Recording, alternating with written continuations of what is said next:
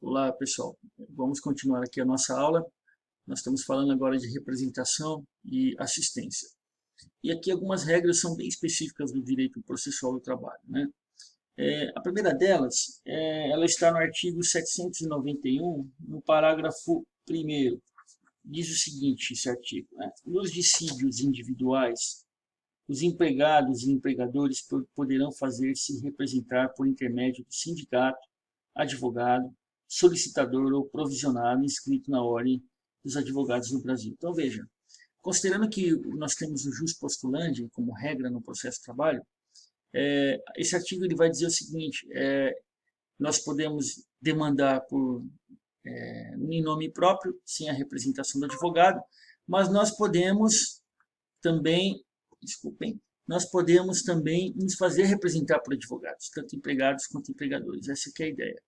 E nós podemos nos fazer representar também pelos sindicatos, né? Os sindicatos podem ser os nossos representantes. Então é muito comum que advogados dos sindicatos sejam minha chefe aqui, depois eu volto e falo com ela. A professora Daniela que tá me mandando alguma coisa. E aí sim, a representação de empregados pode ser feita também pelo departamento jurídico, pelos advogados do sindicato. Uma questão interessante também está no artigo 843. Esse artigo ele vai nos dar uma ideia da peculiaridade, da especificidade do processo trabalhista. Olha só, no artigo 843, no parágrafo 2º, né, a gente vai encontrar, primeiro no caput, né, na audiência de julgamento deverão estar presentes reclamante, reclamado, independente de comparecimento de seus representantes, salvo nos casos de ações reclamatórias plurimas, que nós já vimos que é ação de cumprimento, quando os empregados poderão fazer-se representar por sindicato de sua categoria. E aí veja, no parágrafo 1º, é facultado ao empregador fazer-se substituir pelo gerente ou qualquer outro preposto que tenha conhecimento do fato e cujas declarações obrigarão o proponente. Quer dizer, existe aquela figura conhecida do preposto trabalhista, né, no empregador. Então, não é necessariamente a presença do representante legal, do sócio, né, que figura no contrato social da empregadora, quem deve estar ali. Pode ser um preposto, um outro empregado, uma pessoa que conheça os fatos, que naquele momento, pelo ato pela carta de preposição, está amparado, né, para representar a empregadora. E o mesmo pode acontecer com relação ao reclamante. Olha só, se por doença ou qualquer outro motivo, parágrafo 2º, devidamente comprovado, não for possível ao empregado comparecer pessoalmente, poderá fazer-se representar por outro empregado que pertence à mesma profissão ou pelo seu sindicato. O preposto também pode atuar no polo ativo, sendo o representado de um reclamante. Eu sou reclamante numa ação trabalhista, né, e eu sou o professor. Eu posso, então, pedir a um colega, professor, que me represente, e então essa presença, né, do empregado nos atos de audiência, eles não são obrigatórios, podendo se fazer substituir, suprir pela ideia da preposição, tanto do reclamante quanto do reclamado. Empregados menores, né, são os empregados menores são representados pelos seus representantes civilmente habilitados. A representação do empregado falecido é uma hipótese de sucessão trabalhista, né? Então, aqueles que vão figurar como sucessores, né, na ordem de vocação hereditária, ou aqueles que figurarem como sucessores também, como os beneficiários do INSS, no direito previdenciário, é quem vão representar o empregado falecido, e existe então todo um expediente para que isso ocorra. E esse expediente ele está no artigo 75, inciso 7º do CPC, né? E nós vamos ter também esse expediente no artigo 10 da Lei 6858 de 80, Lei de Execução Fiscal.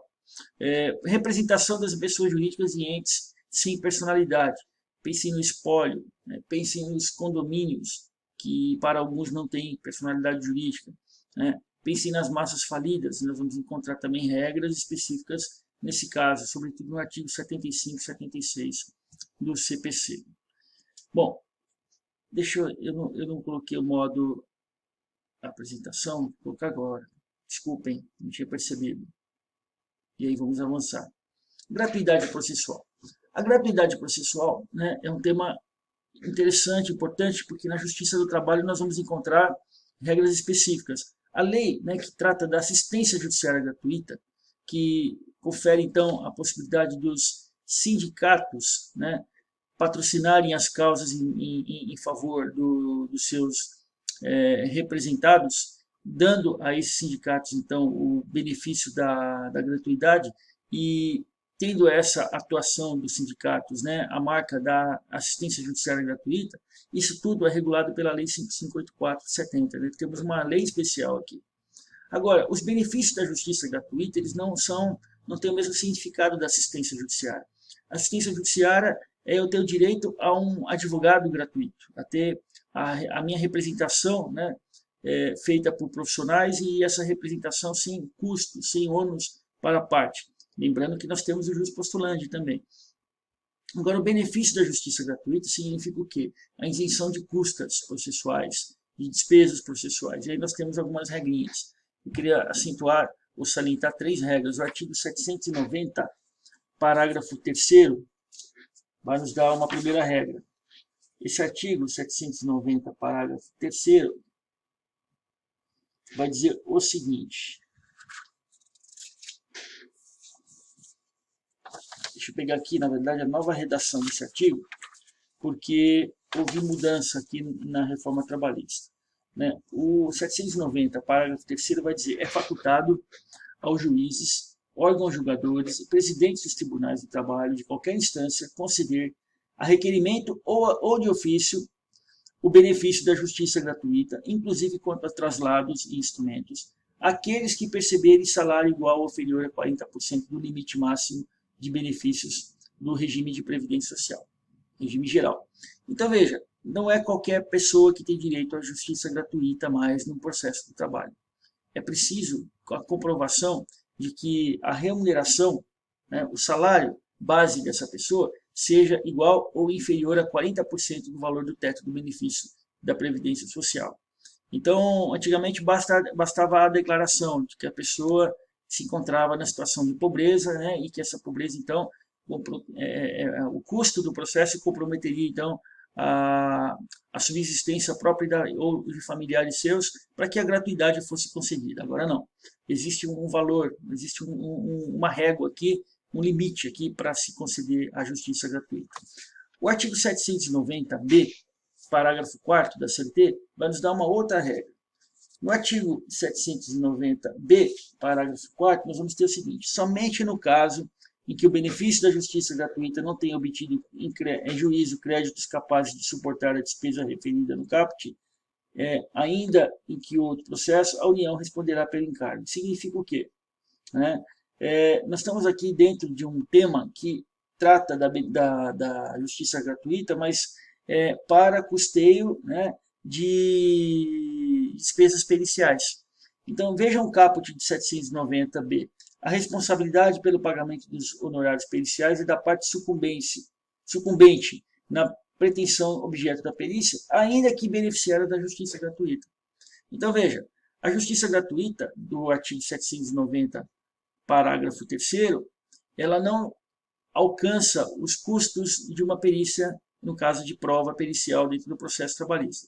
E aí só vai haver, né, a gratuidade envolvendo também a perícia, né, a objeto da prova pericial no processo trabalhista, nos termos do parágrafo 4º.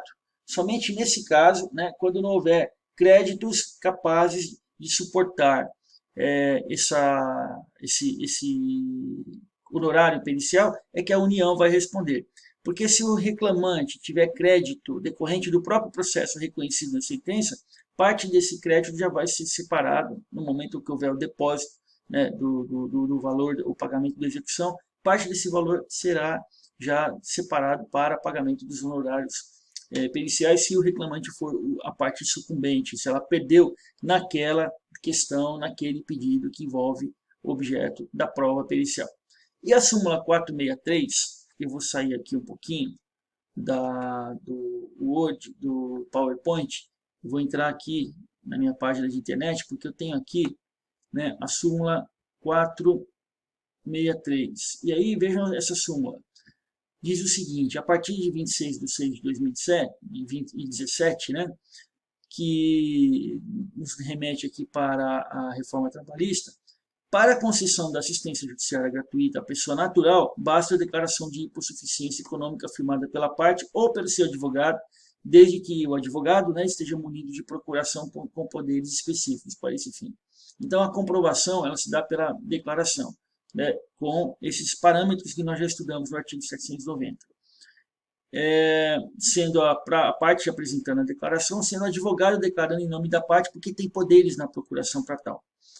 Agora, no caso da pessoa jurídica, que também pode usufruir dos benefícios da gratuidade, não basta a mera declaração, é necessária a demonstração cabal da impossibilidade de a parte arcar com despesas do processo. Como que uma pessoa jurídica vai demonstrar isso? Ela pode apresentar a declaração de imposto de renda, ela pode demonstrar por meio de extratos bancários, por meio de um quadro de endividamento mostrando a sua insuficiência de caixa, né? A sua incapacidade, né, total de fazer frente àquelas despesas, e com isso, então, ela consegue também os benefícios da gratuidade. Vamos voltar aqui ao PowerPoint e vamos agora para o tema da sucessão processual. Eu quero ser sintético e acho sempre que vou terminar, mas não, já são 11 minutos de gravação e eu tenho ainda 4 slides. Então eu vou parar por aqui e a gente grava o próximo.